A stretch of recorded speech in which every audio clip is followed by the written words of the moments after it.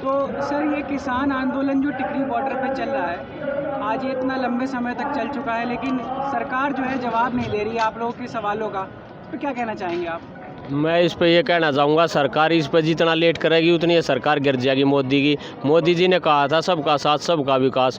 मैं इस देश को झुकने नहीं दूंगा, मिटने नहीं दूंगा। एक बार बताओ, जब किसान की ज़मीन उससे छीन ली जाएगी, किसान बेरोज़गार हो जाएगा, तो आप एक बार बताओ किसान क्या करेगा? अन्न कहाँ से उपजाएगा? हम अन्न दूसरे देशों से लेना पड़ेगा। अब मोदी जी की बेइज्जती नहीं हो रही है, किसान अपने देश में झगड़ा कर रहे हैं। और दूसरा ये बात है कि अगर रिलायंस को आगे ही ले जाना है तो जहाँ धारा 370 तोड़ी थी वहाँ रिलायंस को ले जाओ, या फिर चीन के बॉर्डर पर ले जाओ। वो भी तो हमारी गलियान घाटी में, वहाँ हमारे जवान मर रहे हैं, यहाँ किसान मर रहे हैं, तो वहाँ क्यों नहीं ले जाते मोदी जी से रिलायंस कंपनी को? मोदी जी के कुछ दोस्त हैं, किसान संगठन भी है उनमें। हाँ, कल मैंने अखबार में पढ़ा कि एक किसान संगठन है, वो कह रहा है कि ये बिल तो बड़े काम का है, इस पर क्या कहना चाहेंगे? भाई ये ऐसे बिल अगर काम का होता तो मान नहीं जाते। हम पागल थोड़ी यहाँ बैठे हैं, किसान को गुमराह कर रहे हैं ये, और रिलायंस कंपनी को हमारी जो उपजाऊ ज़मीन है ये देना चाहते हैं। अब आप बताओ, आपकी माँ को कोई बेच देगा तो आप चुपचाप बैठ जाओगे? किसान की ज़मीन तो किसान की माँ है, किसान इसको छोड़ेगा थोड़ी। किसान चाहे मर जाए यहाँ से जाएगा ही नहीं।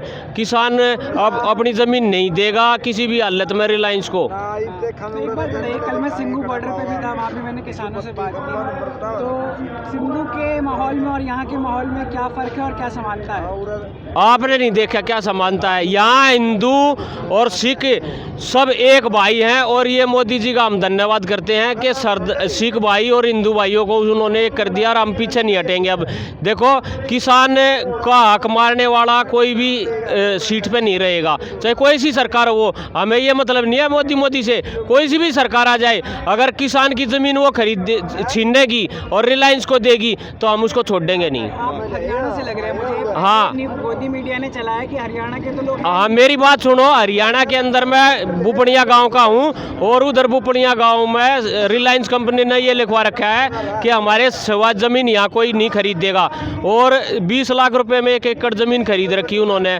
और उसके बाद अभी KMP निकला है तो वहाँ 1 करोड़ 20 लाख का किला है। तो आप एक बार बताओ, अगर 1.5 करोड़ की ज़मीन आपसे कोई 20 लाख रुपए में लेगा तो आपको दुख होगा या नहीं होगा? आप किसान को छोड़ो, आप बताओ, अगर आपकी 1.5 करोड़ की चीज़ 20 लाख रुपए में कोई लेगा तो आपको दुख होगा कि नहीं होगा? ये बताओ आप।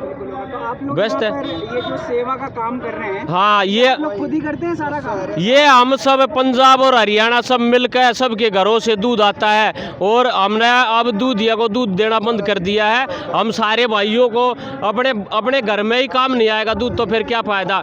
हम गुलाम हो जाएंगे ऐसे तो।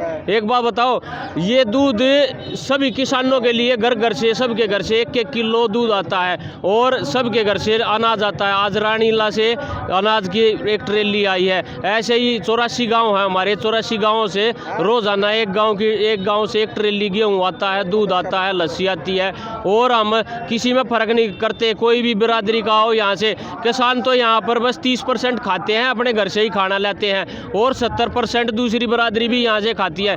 ये 50 एकड़ ज़मीन है, बिहार से, कोई बंगाल से, कोई भी गरीब आदमी आ जाए उसको मना नहीं करते। सबके लिए भंडारा चल रहा है यहाँ पर। चलिए सर, धन्यवाद। आइए किसी और से बात कर लेते हैं। हाँ।